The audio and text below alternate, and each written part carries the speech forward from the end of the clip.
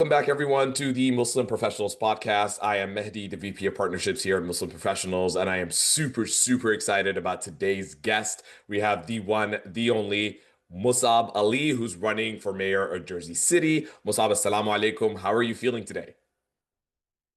Welcome, salam, man. Good to see you, Mehdi. I'm feeling good. Early voting's kicked off, so we are busy getting people to the polls and exciting our voters. But it's an exciting time, man. It's an exciting time to be Muslim in this country, with so Yeah. much potential of what can happen over the next couple of weeks. Exactly. You're representing and you're showing possibility to almost 1% of the population. That is almost 40 million people around the country and setting an example. But Musab, I have to start. You're only 28. Why run for mayor? Why now? I am a year older than you. And look at me exposing my age. And I cannot think of what I'm going to eat for tomorrow, let alone run a very large municipality that is just a few miles away from New York City, the country's largest city, and has a lot of New York City workers actually living here. So why run? Why now? Why not enjoy the rest of your 20s, partying or doing whatever else people in their 20s do? It's funny. I don't think I had much time to enjoy my 20s anyway. Yeah. I actually first got elected to office when I was 20 years old, and I first ran when I was 19.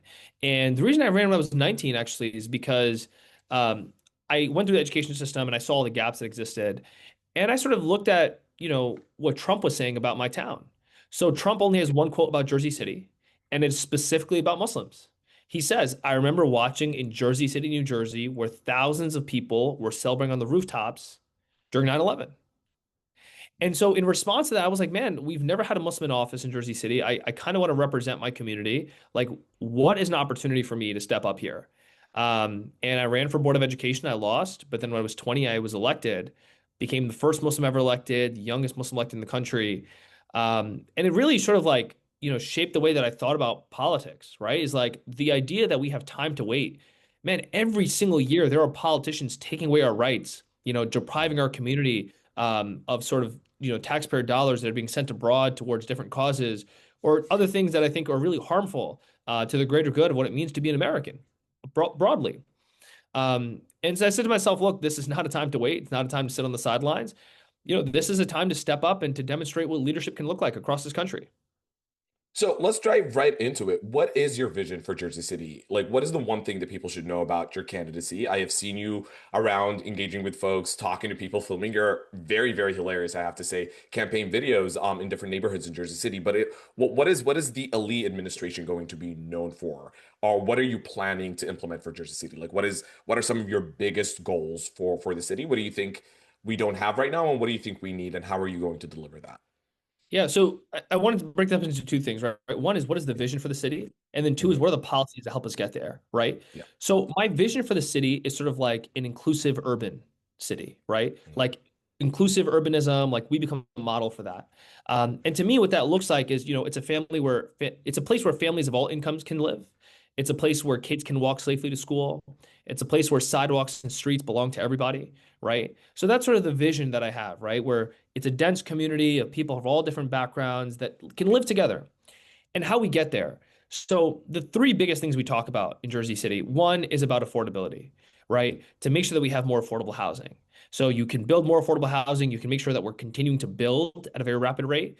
Jersey City has one of the highest building rates in the whole country. We're hoping that our neighbor in New York, inshallah, we get Mayor Mamdani there and he starts to build a lot more housing in over in New York City, helps to ease the pressure here in Jersey City.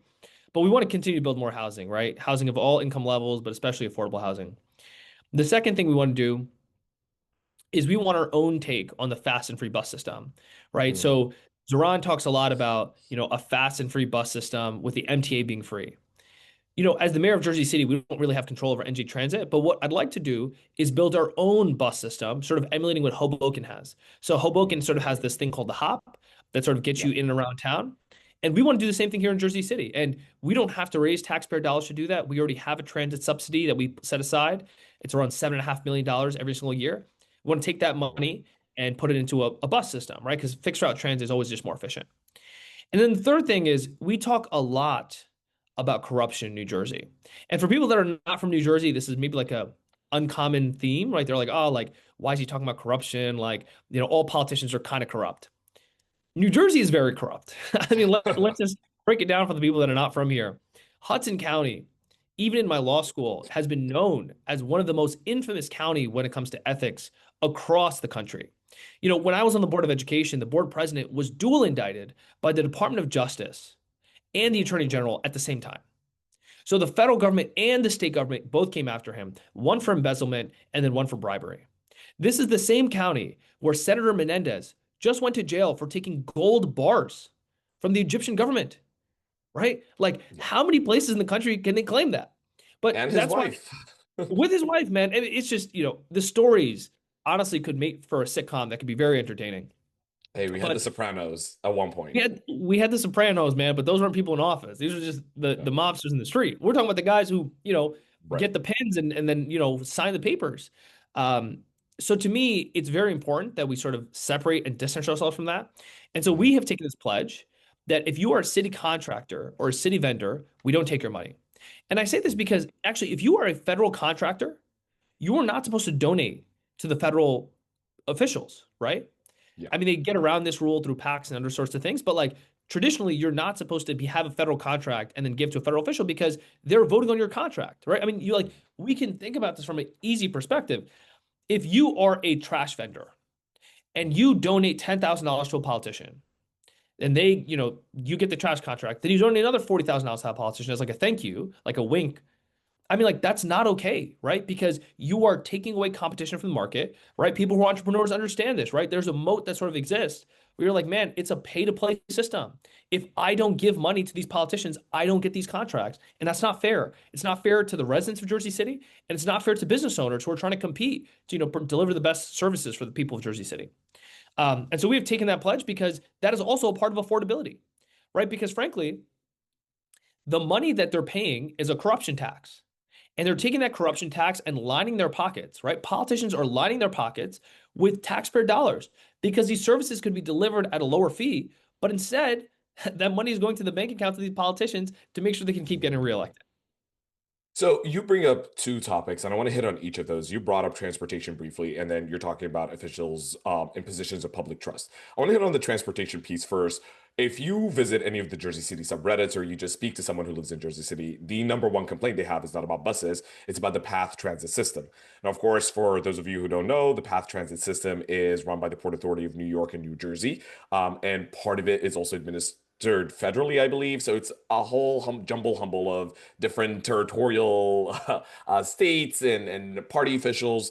But the reality is the path service is unsatisfactory to all of our members and Muslim professionals that we've polled, and for all other people who are not part of Muslim professionals who wanted to get their 2 cents in. What do you pledge, or what do you think is possible for you to be able to do if you're elected mayor of Jersey City to fix the path? The complaints we've heard, just to share with you, are delayed train times, the path system on the weekend going through Hoboken. So folks from Jersey City have to make an additional stop, and it takes, rather than the usual 20 minutes, and almost 40 minutes. So that's double the time of transit into Manhattan. Late time paths does not run nearly as frequently as the MTA does in New York. It's like if you miss your train, you have to wait another 40 minutes. What can you do to promise, like at least, and then there are like all sorts of maintenance projects being carried out. There's also the federal government is currently in a fight with the governments of both New York and New Jersey over the Gateway Express project. So there are a number of transportation issues, and it seems that link the folks of Jersey City very closely to New York. What do you promise to do about the path? Is there anything the mayor of Jersey City can do about path service?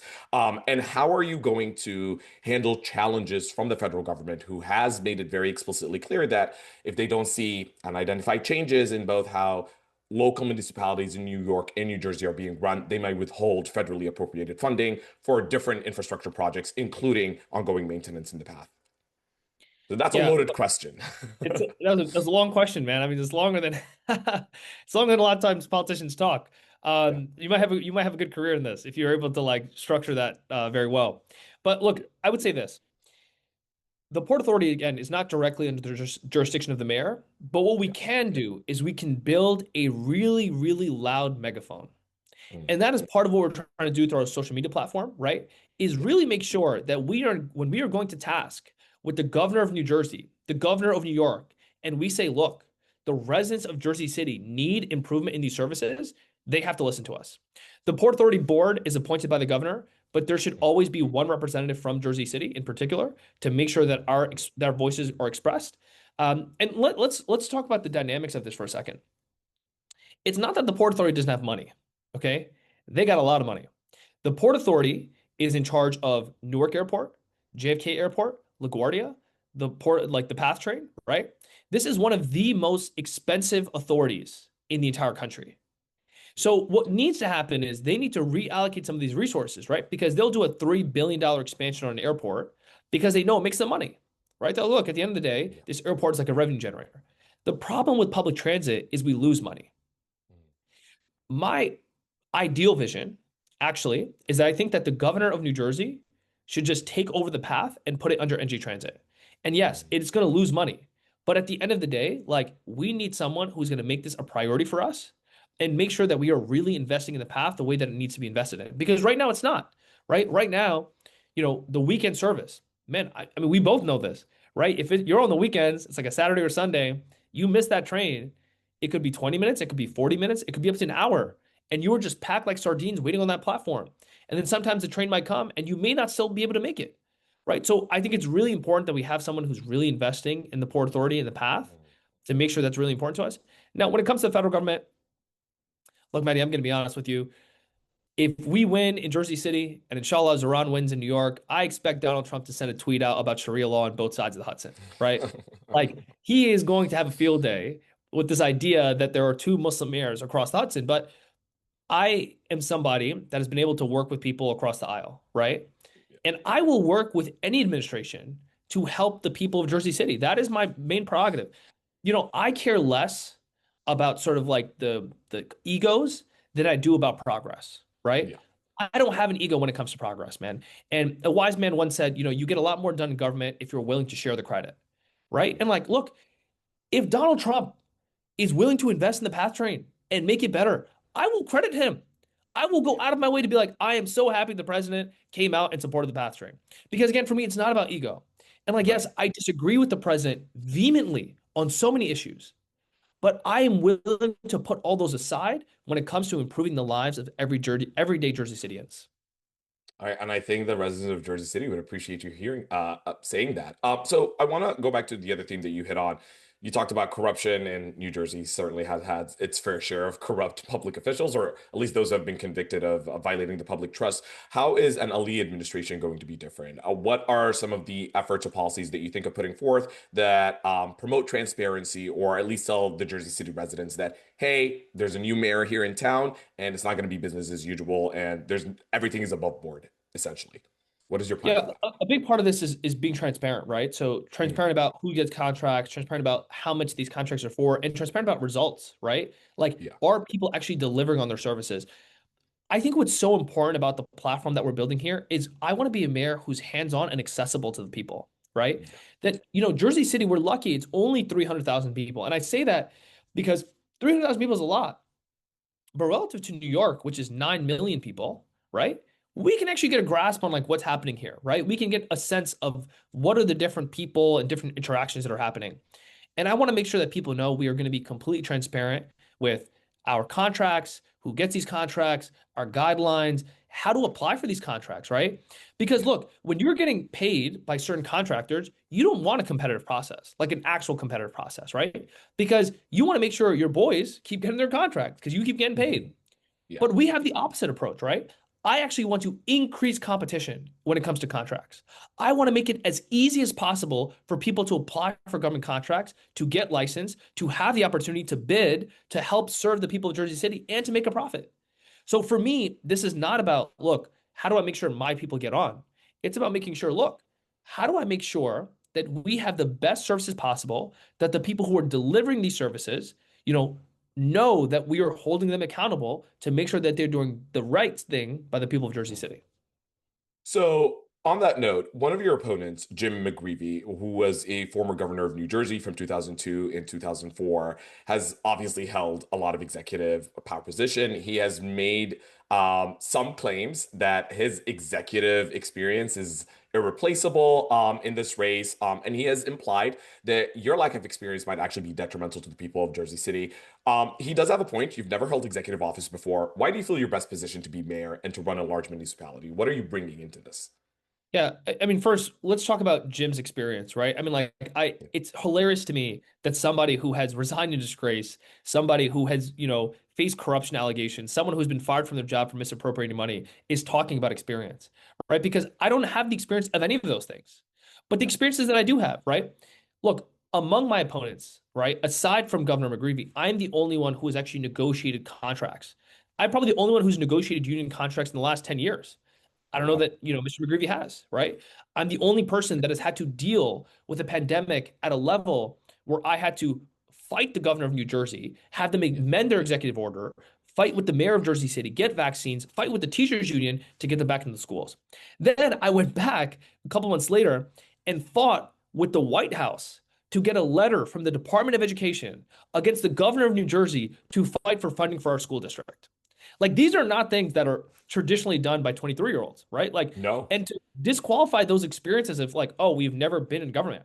I mean, there's a reason. There are national figures in the Democratic Party who are endorsing our campaign, right?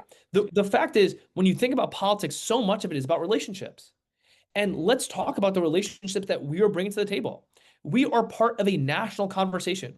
This is not Jersey City of like, hey, we are just talking to our surrounding towns. Like, yeah, the mayor of my neighboring town endorsed Jim McGreevey. But like, how much influence does he have relative to the people who are in Congress, relative to the people who are attorney generals, like Brother Keith Ellison out in Minnesota, right? Yeah. The people who are coming to support what we are building are people who have a national platform who can help us fight at the national level, right? That instead of me calling my neighboring mayor, I am calling the governor of New Jersey directly.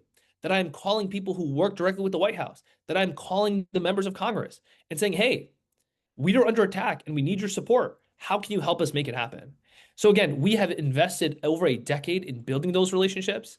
We have the experiences that have actually changed the way that Jersey City schools operate. And some of those experiences have actually led to, changes statewide. My first bill I ever passed when I was 20 years old was a bill to get a student representative to sit on the Board of Education. The governor of New Jersey took that bill and made it a statewide model. So we have not just delivered success for people in Jersey City with increased minimum wage, canceling lunch debt, fixing water fountains, but we have built models that have been replicated across the state of New Jersey. And to me, like someone discounting that experience, I mean, I think you do it at your own peril. Yeah. So one of the things I did want to speak about is because you have lived, it seems, multiple lifetimes in your short 28 years on Earth. You are a cancer survivor. During your first year of law school at Harvard, you were diagnosed with stage 4 Hodgkin's lymphoma. Thankfully, you are currently in remission. You have beat cancer and you've run 3 marathons, as you say on your campaign website. Tell me, how has that changed your calculus for running for office? Especially since the last presidential election we had was dominated by issues of age and healthiness and fitness in office. And we've had several members in the federal government in Congress die while in office from various ailments. Tell me a little bit about your decision to share this with the people of New Jersey, and how it changed your calculus for whether you were going to run for mayor or not. Yeah, we got to update the campaign website because I did my fourth marathon earlier Oh, this year. wow. 4 marathons in 4 years. Um, That's but look, incredible. I've yet to run one. I have yet to run one. I don't know how you do it's it. honestly it's all mental, right? I will say this, like I did it right after I beat cancer. Um, look, fate is a weird thing in terms of like Mhm. how things play themselves out, right? So I was diagnosed with cancer like 2 weeks after being elected as the board president. Um, fought through those 6 months of chemotherapy. And then I kind of was like, look, I want to reclaim my body, right? Like I had never run a marathon before. And I was like, you know what? I need to do something I haven't done before cancer. Like Yeah. my pre-cancer body's never run a marathon. I want to do something to like prove to myself that my body is still strong, it's powerful, and that I Mhm. have ownership, right? Because I think, you talk to people who go through cancer, one of the hardest things is the way that your body really suffers, right? Yeah. It is so different from a lot of disabilities because you when you go through chemotherapy, it is poison all over your body, right? And so like you're basically like losing your capacity to do a lot of things. You lose a lot of bone density. And I was someone who like lived in the gym, man. I was someone who like when I was at 160, 65 pounds, I was part of the 1,000 pound club. Like I was Oh, benching wow. like 245, I was deadlifting like 400, I was squatting around 400, He right? can do So it all. He can run the city and he can bench press your family. I mean, what more no, do you no. want? I've heard enough. No, no, but so that was all pre-cancer, right? And so like, Yeah. you go to your gym the first time, like once my doctor clears me post-cancer, and like, man, I can't even put up the bar barely, right? Like, Yeah. because you have just you're not able to work out when you're going through treatment.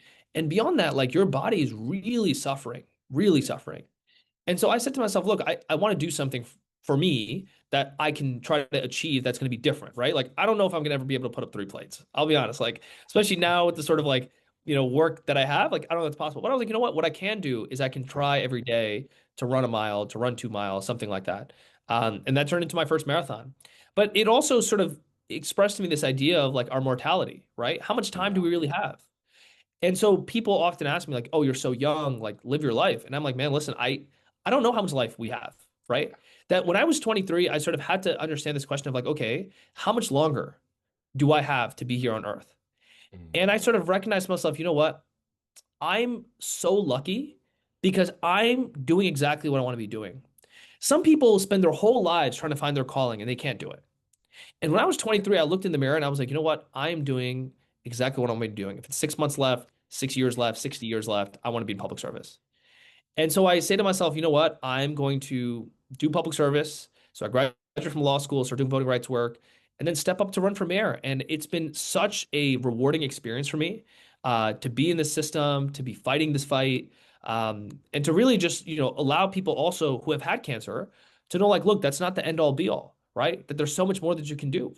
yeah. I love the stories I've had with like, especially kids with cancer, right? Childhood Yeah. cancer, because I was sort of on the cusp, right? 23, they Mm, still technically consider you childhood cancer because you're under 25. But at the same time, like I had built an identity for myself, right? I'd been an elected yeah. official. I was at Harvard Law School. Like, if you take the cancer out of my story, Yeah. there's still a very compelling story. But Mm, if you're a kid who's diagnosed when you're 13, you know how kids are, man. Like you're the cancer kid. Like that is your yeah. definition. That's how you're defined. And so I really enjoy going back and talking to kids with cancer to say to them, like, hey, I know right now it feels like this is your identity, Yeah. but I want you to invest in like how do you think about yourself beyond cancer, right? And like forget the limitations people have put on you. Because you ask somebody who's 13 with cancer and you say to them, like, hey, you can go to a place like Harvard Law School, right? You can run for mayor of your town. It seems impossible.